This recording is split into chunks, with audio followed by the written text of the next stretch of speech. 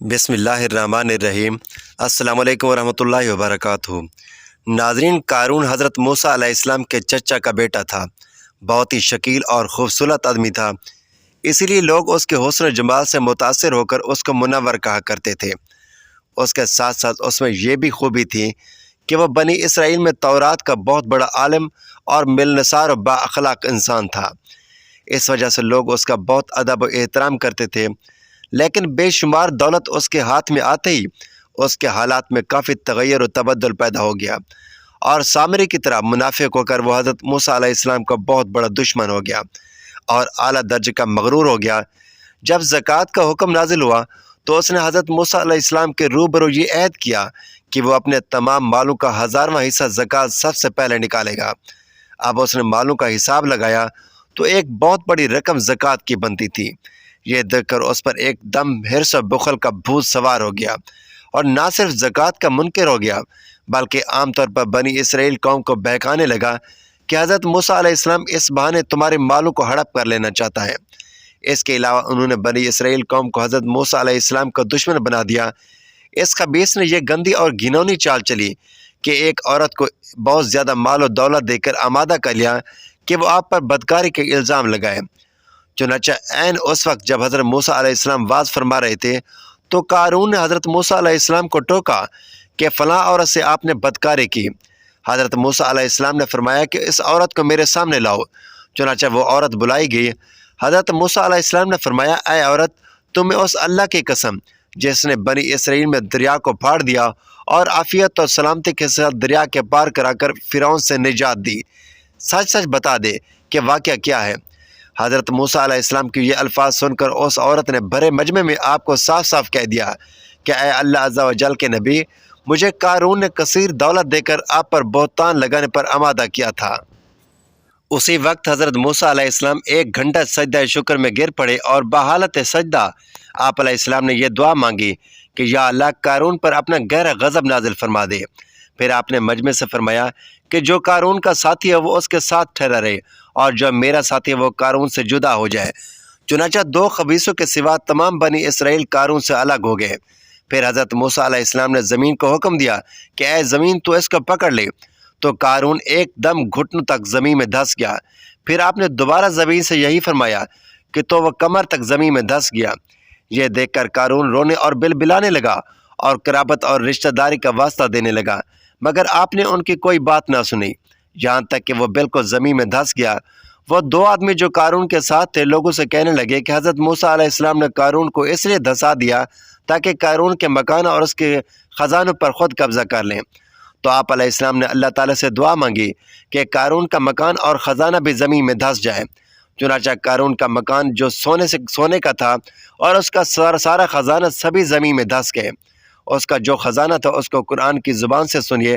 اللہ تعالیٰ کا ارشاد ہے کہ ہم نے قارون کو اتنے خزانے دیے تھے کہ ان خزانوں کی کنجیں ایک مضبوط اور طاقتور بجماعت بمشکل اٹھا سکتی تھی۔ قرآن مجید میں ہے کہ جس کا ترجمہ ہے، بے شک قارون حضرت موسیٰ علیہ السلام کی قوم سے تھا، پھر اس نے قوم پر زیادتی کی اور ہم نے اس کو اتنے خزانے دیے جن کی کنجیاں اٹھانا ایک طاقتور جماعت پر بھاری تھیں۔ حضرت موسیٰ علیہ السلام کی نصیحت۔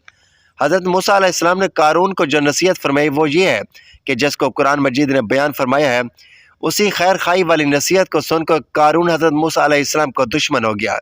غور کیجئے کہ اتنی مخلصانہ اور اس قدر پیاری نصیحت ہے جو حضرت موسیٰ علیہ السلام کے ساتھ ساتھ ساری قوم قارون کو سناتے رہے۔ اللہ تعالیٰ قرآن کریم میں فرماتا ہے، ترجمہ، جب اسے اس کی قوم نے کہا اتراؤ نہیں، بے شک اللہ اترانے والے کو پسند نہیں کرتا، اور جو مال تجھے اللہ نے دیا ہے اس کے ذریعے آخرت کا گھر طلب کرو اور دنیا سے اپنا حصہ نہ بھول، جیسا اللہ تعالیٰ نے تجھ پر احسان کیا، اور زمین میں فساد نہ کر، بے شک اللہ فسادیوں کو پسند نہیں کرتا۔ حضرت صفورہ علیہ السلام حضرت شعیب علیہ السلام کی بیٹی اور حضرت موسیٰ علیہ السلام کی زوجہ محترمہ تھی۔ آپ ایک دانشمند، فرما بردار اور اطاعت گزار خاتون تھی۔ شادی سے پہلے آپ علیہ السلام اپنے والد کی خدمت کرتی رہیں اور شادی کے بعد اپنے شوہر کی آپ نے خدمت کی۔ اور حضرت موسیٰ علیہ السلام کی شادی کا واقعہ کچھ یوں ہوا کہ مصر میں جب حضرت موسیٰ علیہ السلام کے ہاتھوں سے ایک اسرائیلی کی جان بچاتے ہوئے ایک قبطی قتل ہو گیا، جب فرعون کو پتہ چلا تو اس نے غصے میں سپاہی دوڑائے کہ حضرت موسیٰ علیہ السلام کو گرفتار کر کے فرعون کے سامنے پیش کیے جائیں۔ مقصد یہ تھا کہ بدلے میں حضرت موسیٰ علیہ السلام کو بھی قتل کرا دیا جائے، لیکن اللہ تعالیٰ نے ایک شخص کے ذریعے آپ علیہ السلام کو فرعون کے گھنونے منصوبے کی خبر فرما دی۔ تو حضرت موسیٰ علیہ السلام نے اپنی جان بچانے کے لیے اللہ تعالیٰ سے دعا کرتے ہوئے ایک طرف نکل کھڑے ہوئے۔ مختلف جنگلوں اور بیابانوں سے گزرے ہوئے آپ علیہ السلام باہر آئے تو دیکھا کہ مدین جانے کا راستہ آپ علیہ السلام کے سامنے موجود ہے۔ اس پر آپ علیہ السلام نے اللہ تعالیٰ کا شکر ادا کیا کہ اس نے آپ کو سیدھی راہ دکھائی۔ آپ مدین کے قریب ایک کنویں پر پہنچے تو دیکھا کہ وہاں پر بہت چرواہے اور ان کے جانور موجود ہیں اور وہ کنویں سے پانی کھینچ کر اپنے جانوروں کو پلا رہے ہیں۔ آپ علیہ السلام نے یہ بھی دیکھا کہ دو عورتیں اس اپنے جانوروں کو پانی پلانے کی بجائے ان کو کنویں کے قریب جانے سے روک رہی تھیں اور وہاں پر کوئی بھی ان کی مدد نہیں کر رہا تھا۔ آپ علیہ السلام نے ان لڑکیوں سے دریافت کیا کہ وہ اپنے جانوروں کو پانی کیوں نہیں پلا رہی، تو انہوں نے جواب دیا کہ وہ کنویں سے پانی نہیں نکال سکتی۔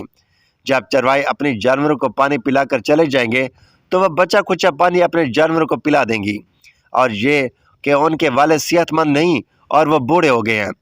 اس پر حضرت موسیٰ علیہ السلام نے ان کے جانوروں کے لیے کنویں سے خود پانی نکالا اور ان کو پلایا۔ حضرت عمر بن خطاب رضی اللہ تعالیٰ عنہ کے بیان کے مطابق اس کنویں کو چرواہوں نے ایک بڑے پتھر سے بند کر دیا تھا۔ اس پتھر کو 10 آدمی مل کر ہی اپنی جگہ سے ہٹا سکتے تھے، لیکن حضرت موسیٰ علیہ السلام نے تن تنا اس پتھر کو اپنی جگہ سے ہٹا دیا اور ابھی ایک ڈول ہی پانی نکالا تھا کہ بکریاں اس ایک ڈول سے پانی سے سیر ہو گئیں۔ اس کے بعد آپ تھکے ہارے آئے، ایک درخت کے سائے تلے بیٹھ گئے۔ آپ مصر سے مدین پیدل آئے تھے۔ آپ علیہ السلام کے پیروں میں چھالے پڑ گئے تھے۔ درختوں کے پتے اور گھاس پھوس کھا کر آپ نے گزارا کیا تھا، پیٹ کمر سے لگ گیا تھا۔ اس وقت آپ علیہ السلام دنیا میں ساری مخلوق سے زیادہ اللہ کے نزدیک تھے۔ آپ علیہ السلام نے درخت کے نیچے بیٹھ کر اللہ تعالیٰ سے دعا کی کہ اے اللہ، میں تیرے احسانوں کا محتاج ہوں۔ اس طرح دو لڑکیوں کی بکریوں کو جب حضرت موسیٰ علیہ السلام نے پانی پلا دیا تو یہ اپنی بکریاں واپس لے کر گئیں اور انہوں نے اپنے والد محترم یعنی حضرت شعیب علیہ السلام کو تمام واقعہ بتایا۔ آپ نے ان دونوں بہنوں میں سے ایک کو حضرت موسیٰ علیہ السلام کو بلانے کے لیے بھیجا۔ وہ شرم و حیا سے جھکتے ہوئی آپ علیہ السلام کے پاس آئی اور اپنے والد کا پیغام آپ تک پہنچایا اور بتایا کہ وہ آپ کے احسان کا بدلہ اجرت دے کر اتارنا چاہتے ہیں۔ حضرت موسیٰ علیہ السلام غیر علاقے میں بھوکے پیاسے اور بے یار و مددگار تھے اور اللہ تعالیٰ کے سوا کوئی آسرا نہ تھا۔ آپ اللہ سے کسی بہتری کی امید کے ساتھ ان کے ساتھ چل پڑے۔ اس خاتون نے جب حضرت موسیٰ علیہ السلام کے ساتھ اپنے والد کی طرف آنے کا سفر کیا تو حضرت موسیٰ علیہ السلام کے آگے آگے چلتی جا رہی تھی۔ حضرت موسیٰ علیہ السلام نے اس کو گوارا نہ کیا، اس کو اپنے پیچھے چلنے کے لیے کہا اور فرمایا کہ جس طرف جانا ہو اس طرف کنکری پھینک دو۔ اسی طرح انہیں حضرت موسیٰ علیہ السلام کی شرافت کا اندازہ ہوا۔ کنویں سے تن تنا پتھر ہٹا دینے سے انہیں حضرت موسیٰ علیہ السلام کی طاقت کا اندازہ ہوا اور بے یار و مددگار عورتوں کی مدد کرنے سے ان کی نیک دلی کا پتہ چلا۔ اس طرح حضرت عیسیٰ علیہ السلام حضرت شعیب علیہ السلام کے پاس پہنچ گیا۔ حضرت موسیٰ علیہ السلام نے تمام واقعہ سنایا۔ بعض لوگوں نے حضرت موسیٰ علیہ السلام کو حوصلہ دیا اور کہا کہ تم اب فرعون کی سلطنت سے باہر ہو۔ اپنی بیٹی کے منہ سے موسیٰ علیہ السلام کی تعریف سن کر انہوں نے اپنی بیٹی کی شادی حضرت موسیٰ علیہ السلام سے کر دی اور حق مہر میں حضرت موسیٰ علیہ السلام نے 8 سال تک ان کے لیے کام کرنا منظور فرمایا۔ پھر جب حضرت موسیٰ علیہ السلام کی شادی ہو گئی، رات کو پہلی بار کمرہ عروسی میں گئے تو پھر حضرت موسیٰ علیہ السلام نے اپنی ساری زندگی کے احوال بھی اپنی بیوی کے ساتھ شیئر کیے۔ حضرت موسیٰ علیہ السلام نے اپنے طریقے کے مطابق اپنی بیوی سے ہم بستری بھی کی۔ حضرت موسیٰ علیہ السلام نے پھر اپنے سسر یعنی حضرت شعیب علیہ السلام کی خدمت کی اور آپ کے گھر والوں کی بھی خدمت کی۔ شادی کے بعد صرف 10 سال حضرت موسیٰ علیہ السلام نے اس بزرگ یعنی حضرت شعیب علیہ السلام کی خدمت فرمائی اور 10 سال بعد اپنی بیوی کو لے کر وطن واپس کی جانب روانہ ہوئے۔ وطن واپسی کے اس سفر میں انہیں ایک درخت کی شاخوں میں اللہ تعالیٰ کا نور چمکتا ہوا نظر آیا۔ انہوں نے اللہ تعالیٰ سے ہم کلامی کا شرف حاصل کیا اور نبوت کا تحفہ لے کر اپنی زوجہ کے پاس لوٹے۔ قارون کا گھمنڈ۔ قارون نے اپنے تمام مال کے گھمنڈ میں اس مخلصانہ نصیحت کو ٹھکرا دیا اور وہ بند سوار کر تکبر اور غرور سے اتراتا ہوا قوم کے سامنے آیا اور حضرت موسیٰ علیہ السلام کی بدگوئی اور ایذا رسانی کرنے لگا۔ اس کے ساتھ جو کچھ ہوا اس کو قرآن کی زبانی سے سنیے اور خدا کی قاہرانہ گرفت پر خوف الہی سے تھر تھراتے رہے۔ اللہ اکبر۔ ترجمہ تو ہم نے اسے اور اس کے گھر کو زمین میں دھنسا دیا تو اس کے بعد کوئی جماعت نہ تھی جو اللہ تعالیٰ کے مقابلے میں اس کی مدد کرتی اور نہ وہ خود مدد کر سکا۔ آپ صلی اللہ علیہ وآلہ وسلم نے فرمایا ہے کہ رات اور دن میں فرشتوں کی یہ ڈیوٹیاں بدلتی رہتی ہیں، اور فجر اور عصر کی نمازوں میں ڈیوٹی پر آنے والے اور رخصت پانے والوں کا اجتماع ہوتا ہے۔ تو تمہارے پاس رہنے والے فرشتے جب اوپر چڑھتے ہیں تو اللہ تعالیٰ پوچھتے ہیں، حالانکہ وہ ان سے بہت زیادہ اپنے بندوں کے متعلق جانتا ہے، کہ میرے بندوں کو تم نے کس حال میں چھوڑا؟ تو وہ جواب دیتے ہیں کہ ہم نے جب ان کو چھوڑا تو فجر کی نماز پڑھ رہے تھے، اور جب ان کے پاس گئے تو تب بھی وہ نماز عصر پڑھ رہے تھے۔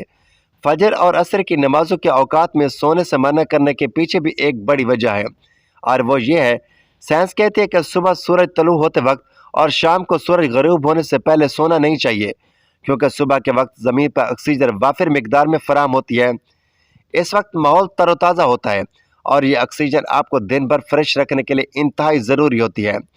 تو جو اس وقت سو جاتا ہے تو اس طرح تازہ آکسیجن سے محروم ہو جاتا ہے، اور عصر کے وقت زمین پر آکسیجن کی کمی ہو جاتی ہے، تو اگر کوئی سو جاتا ہے تو اس کے آکسیجن کی فراہمی ختم ہوتی ہے، جس کی وجہ سے جب وہ جاگتا ہے تو اس کے سر میں درد اور طبیعت بوجھل ہو جاتی ہے، اور یہی بڑی وجہ ہے کہ دین اسلام میں ان دونوں اوقات میں سونے سے منع فرمایا گیا ہے۔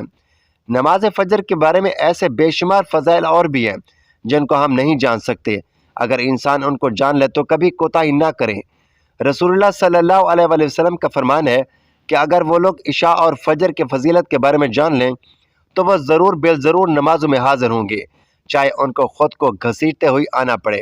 اب آپ خود اندازہ کیجئے کہ ایک طرف ان دونوں نمازوں کی اتنی فضیلت و اہمیت، اور دوسری طرف ان کی ادائیگی میں کتنی سستی اور لاپرواہی برتی جاتی ہے۔ یہ عبرت ناک واقعہ ہمارے لیے درس و ہدایت ہے کہ اللہ پاک اگر آپ کو مال و دولت عطا فرمائے تو اس بات کو لازم جانیں کہ اپنے مال کی زکوٰۃ ادا کرتے رہیں، اور ہرگز اپنے مال و دولت پر غرور اور گھمنڈ کر کے نہ اترائیں، کیونکہ اللہ تعالیٰ دولت دیتا ہے اور جب وہ چاہتا ہے پل بھر میں دولت چھین بھی لیتا ہے۔ ہر وقت اس کا دھیان رکھتے ہوئے تواضع اور انکساری کی عادت رکھیں، اور ہرگز انبیاء اولیاء صالحین کی بدگوئی نہ کریں، کہ ان مقبولان بارگاہ الہی کی دعا اور بد دعا سے وہ ہو جایا کرتا ہے جس کا لوگ تصور اور خیال بھی نہیں کر سکتے۔ اللہ تعالیٰ سے دعا ہے کہ اللہ تعالیٰ ہمیں نیکوکاروں میں شامل فرمائے اور ہمارا خاتمہ ایمان پر فرمائے، آمین۔ ناظرین، ویڈیو اچھی لگی تو ویڈیو کو لائک کریں، شیئر کریں، چینل کو سبسکرائب کریں، اور کمنٹ باکس میں اللہ تعالیٰ کے 99 ناموں میں سے ایک نام ضرور ٹائپ کریں۔ اگلے ویڈیو تک کے لیے اجازت دیجیے، اللہ حافظ۔